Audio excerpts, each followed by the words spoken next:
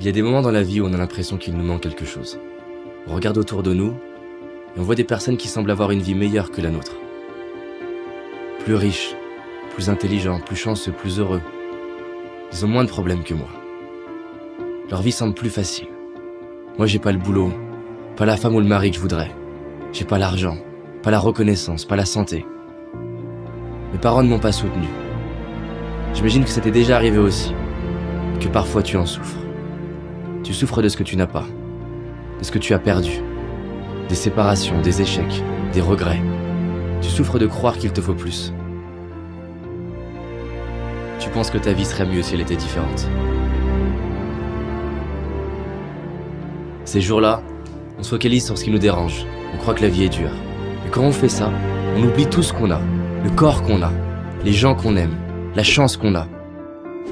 Alors oui, nous pourrions certainement avoir plus. Oui, il y en a qui ont ce que nous voudrions. Mais ouvrons les yeux. À l'époque, les rois auraient payé des fortunes pour avoir accès à ce qui nous semble banal aujourd'hui. Rien que pour avoir la chance d'accéder à Internet, par exemple. Alors regardons autour de nous. Que ce soit la splendeur de la nature, la beauté d'un regard, les chefs-d'œuvre créés par l'homme.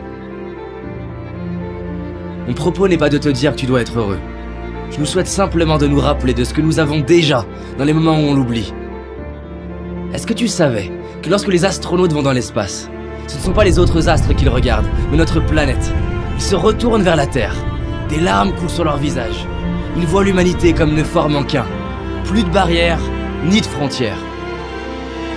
Si je te parle de ça, c'est parce que près de 50 études très sérieuses sont arrivées à la conclusion que la pratique de la gratitude est un des moyens les plus efficaces pour notre bien-être. Tu as certainement déjà remarqué comme on se rend compte de la valeur des choses une fois qu'on ne les a plus. Alors c'est ça la solution? Il faut perdre ce qu'on a pour l'apprécier? Imagine que là, subitement, tu perdes la vue, tu n'entendes plus, ou que tu perdes ce que tu aimes le plus. Comment te sentirais-tu? Et imagine qu'un an après, on t'annonce que tu les retrouves. Sincèrement, ce serait pas le plus beau jour de ta vie? Bah, j'ai une bonne nouvelle. Ce que tu aurais cru perdre, tu l'as aujourd'hui. Alors stop à tous ces mensonges qu'on ose croire. Stop aux regrets qui me font croire que c'était mieux avant.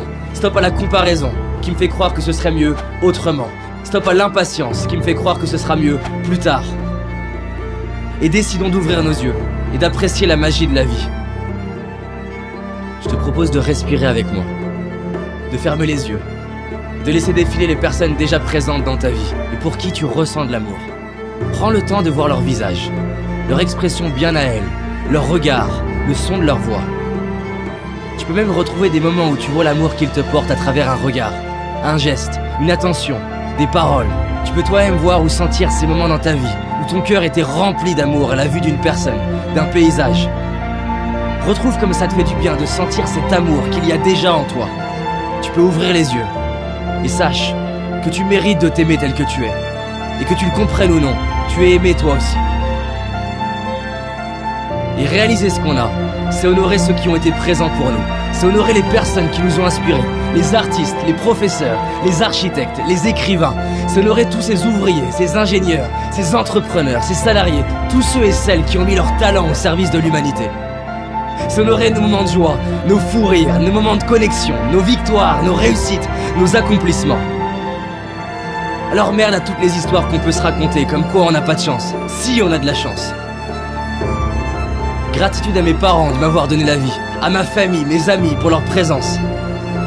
Merci à la magie de la vie pour la perfection de mon corps, à mes yeux pour me permettre de voir tant de splendeur, à mes oreilles pour avoir le bonheur d'entendre ces superbes musiques, à mes mains pour toucher la vie, sentir la peau de la personne que j'aime, à mes pieds, à mes jambes qui me soutiennent depuis le début et me permettent de marcher, de courir, de danser. Tu n'as peut-être pas tout ce que j'ai cité, mais tu en as au moins une. Et rien que celle-ci, combien elle vaut? Il y a aussi toutes ces choses qui peuvent nous paraître banales et qui pourtant sont si précieuses. Gratitude d'avoir l'eau courante, l'électricité, un toit, des vêtements.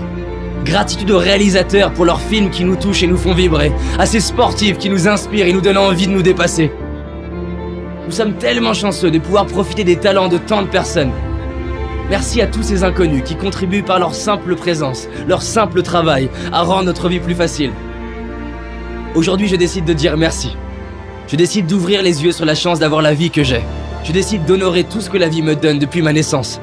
Je décide de vivre, comme si chaque jour je venais de récupérer ce qui est le plus cher pour moi. Et toi? S'il te restait 24 heures à vivre, qu'est-ce que tu ferais? Les gens répondent souvent qu'ils réaliseraient la chance qu'ils ont. Et ils diraient à leurs proches combien ils les aiment. Pourquoi attendre le dernier jour de notre vie? Alors décidons de profiter de notre vie maintenant, d'ouvrir nos cœurs et de dire merci. Maintenant. Merci.